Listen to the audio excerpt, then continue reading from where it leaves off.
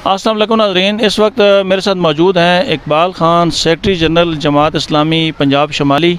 सबसे पहले इनसे पूछेंगे कि मौजूदा जो मुल्क की सूरत हाल है उस बारे में इनका मौक़िफ़ क्या है। बिस्मिल्लाहिर्रहमानिर्रहीम। बहुत शुक्रिया जी, आप ने मौका दिया कि हम अपनी बात जो है वो कौम तक पहुँचाएँ, अवाम तक पहुँचाएँ। इस वक्त जो मुल्क की सूरत हाल है उसके ऊपर कम से कम लफ्ज़ ये कहा जा सकता है कि अफसोसनाक है, और उसकी वजह ये है कि हम कोई गुज़श्ता 3 महीने से देख रहे हैं कि पूरी कौम जो है वो उसको मफलूज किया हुआ है, और जो मुल्क का जो पहिया है वो रुक गया है, और मुल्क की जो माशी सूरत हाल है वो तबाही की तरफ गामज़न है। अब जो आज हुकूमत है वो पहले अपोजिशन थी और जो आज अपोजिशन है पहले वो हुकूमत थी। ये एक ऐसा खेल इन्होंने शुरू किया है कि इस वक्त जो आम आदमी है उसके जो मसाइल हैं उसके साथ किसी को कोई कंसर्न नहीं है। मैं इस वक्त मिसाल दूंगा कि देखें, जो चोलिस्तान में लोग मर रहे हैं, जानवर मर रहे हैं, पानी की बूंद बूंद को तरस रहे हैं, और यही वो लोग हैं कि जिन्होंने अपने अपने दौरे हुकूमत के अंदर किसी किस्म का कोई खैर का काम नहीं किया। मुल्क के अंदर दरिया मौजूद हैं, मुल्क के अंदर बारिशों का सैलाबी पानी जो है वो तबाही करता है, उसके लिए कोई प्लानिंग नहीं है कि उसको संभाला जाए और उसका मखलूक खुदा को फ़ायदा हो। कौम टैक्स देती है, इनको हुक्मरान बनाती है, इनको वोट देती है, लेकिन इन्हें किसी किस्म का एहसास नहीं है कि हम जो है वो किसी चीज़ के लिए जवाबदेह भी हैं। अब देखिए, इस वक्त जो परेशानी है वो ये है कि मुल्क दिवालियापन की तरफ जा रहा है। हम आलमी इदारों के दस्तनगर हैं, हमारे असासे गिरवी हैं, हम डॉलर के मोहताज बने हुए हैं, और सूरत हाल ये है कि जो शराइत, जो सख्त से सख्त, जो कड़ी से कड़ी शराइत हैं वो पब्लिक के लिए होती हैं।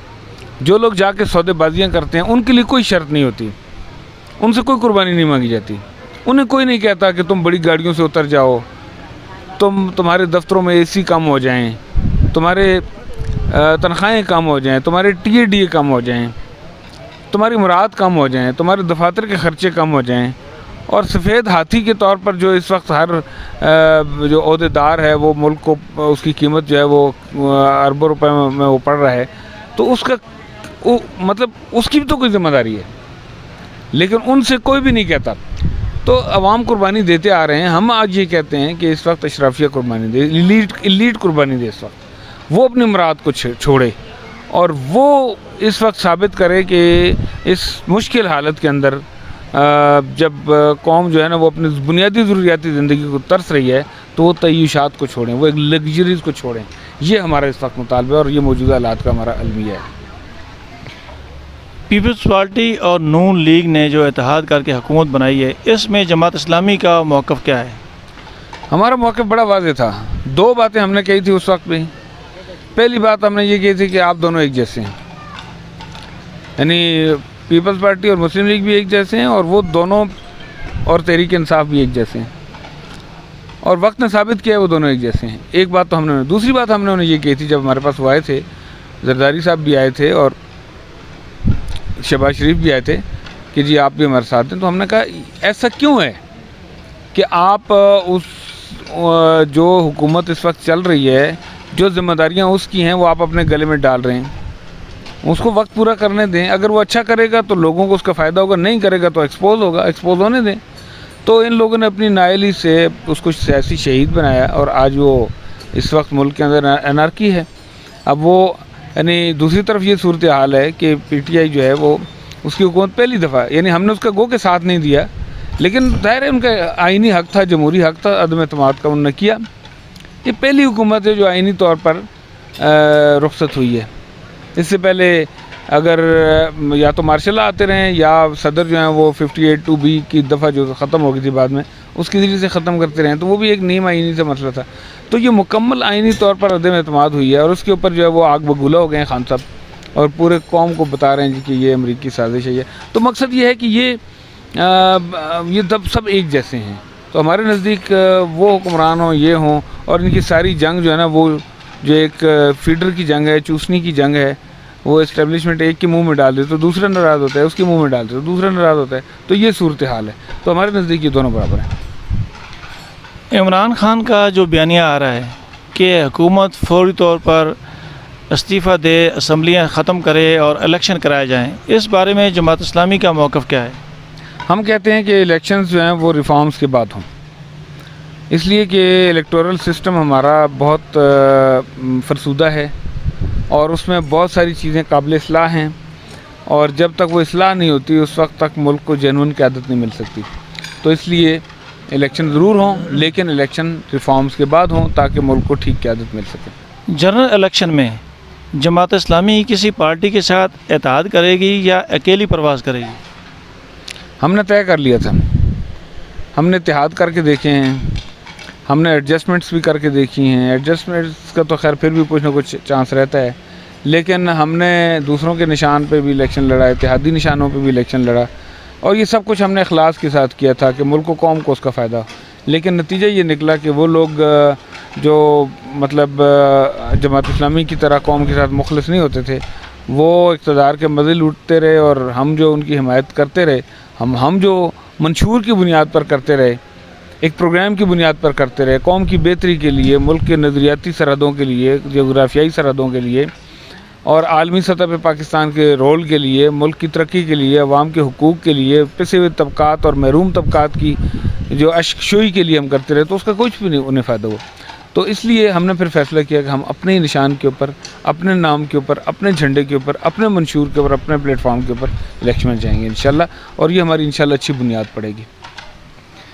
अदालत से तो सूद के मामले में जमात इस्लामी ने मुकदमा जीत लिया है, इसमें आप मुबारकबाद के मुस्तहिक़ तो हैं, लेकिन ये बता दें कि इसे नाफ़िज़ुल अमल कैसे होगा, इसका तरीक़ाकार क्या होगा?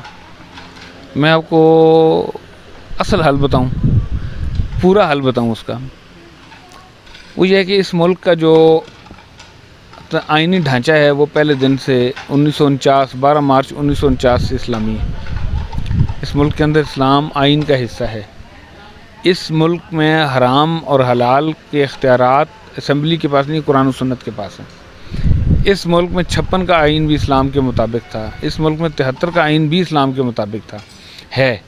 उसके अंदर ख़त्म नबूवत है, उसमें नामूस रिसालत है, उसमें हुदूद ऑर्डिनेंस है, उसमें ज़कात है, उसमें उशर है, उसमें आइन की दफ़ा 62 और 63 है।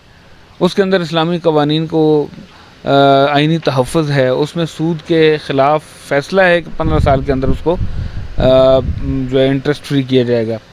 ये सब कुछ पहले से था।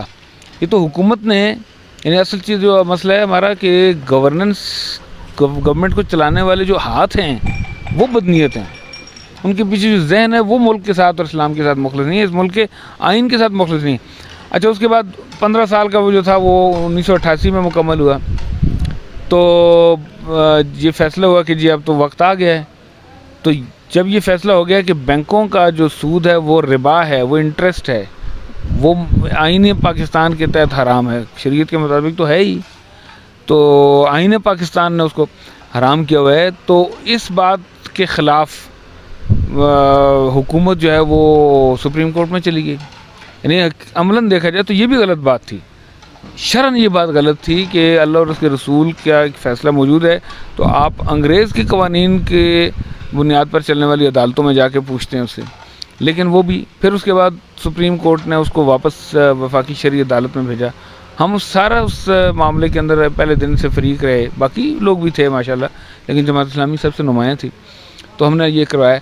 मैं जो बात कहना चाह रहा हूँ कि इस मुल्क का आइन इस्लामी है, लेकिन इस मुल्क के अंदर इस्लाम नाफिज नहीं है। वजह ये है कि इस नाफिज करने वाले हाथ दस्तयाब नहीं हैं। तो ये जो फ़ैसला हुआ है, फ़ैसला उसूली तौर पर दुरुस्त है, नज़री तौर पर दुरुस्त है, अखलाकी तौर पर, उसूल कानूनन सब कुछ, लेकिन अमलन जो जिन नाफिज करना है वो इक़्तिदार में नहीं है। हमारे अमीर जमात जब खैबर पख्तूनख्वा में पहली दफ़ा MMA की हुकूमत बनी और हम उसमें एक पार्टनर थे, तो सिराजुल हक साहब सीनियर मिनिस्टर थे, फाइनेंस मिनिस्टर थे, तो इन्होंने इंटरेस्ट फ्री बजट पेश किया और पास करवाया, सूद से पाक। तो हम वहाँ कर सकते हैं, यहाँ भी कर सकते हैं।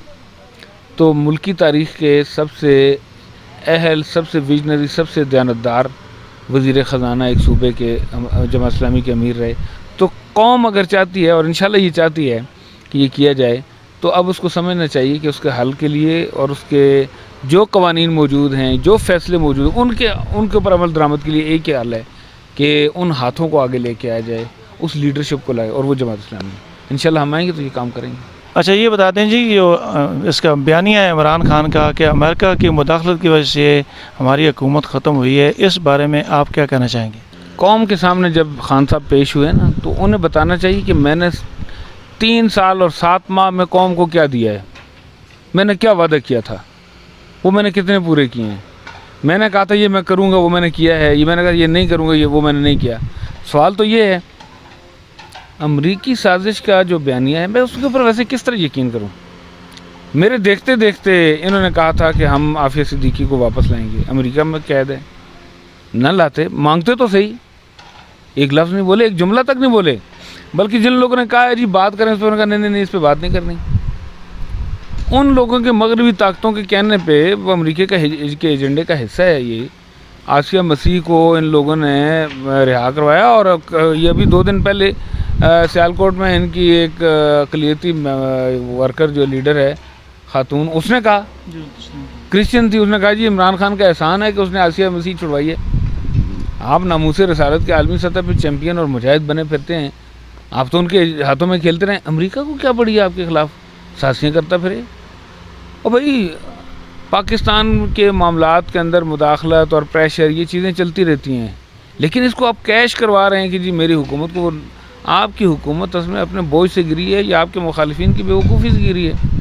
कुछ आपकी बेवकूफ़ियाँ थी, कुछ उनकी बेवकूफ़ियाँ थी, अब सब की बेवकूफ़ियों को कौम भुगतेगी। इस वक्त अनारकी है, मुल्क के हालात ख़राब हैं, मुल्क दिवालियापन के बिल्कुल दहाने पे खड़ा है, और किसी भी वक्त क्लैप्स हो सकती है पूरी इकानमी, इसका किसी को परवाह नहीं है।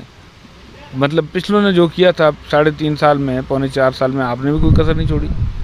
मुझे कोई ऐसा शोबा नहीं है जिसके अंदर हमें कोई गवर्नेंस की बेहतरी नज़र। एक तवाइफुल मुलूक की थी, अनारकी थी, उसका जवाब दें भाई, उसका जवाब देना कोई नहीं है जी अमरीकी साजिश थी। तो ये वक्ती तौर पे गुबार है, ये ख़त्म हो जाएगा। नाज़रीन, ये थे इकबाल खान साहब, बड़ी तफसील के साथ इन्होंने हमें इंटरव्यू दिया है। इसी के साथ मुझे अटक टुडे न्यूज़ को इजाज़त दीजिए। अल्लाह ताला हम सब का हामी नासर हो। अल्लाह हाफ़िज़।